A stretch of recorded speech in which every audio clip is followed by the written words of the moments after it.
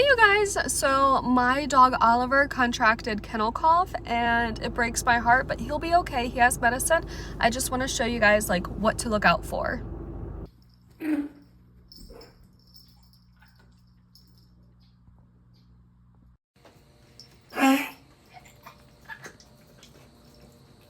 So you're looking for that goose cough. He's coughing up phlegm, and it's almost like a doggy bronchitis. It's an upper respiratory infection. He'll be okay. I took him to the vet and the vet gave us some medicine for it.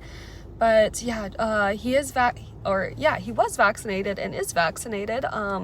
It's just, you never know. So make sure you continue to vaccinate your dogs to help try to prevent the spread, and just be on the lookout.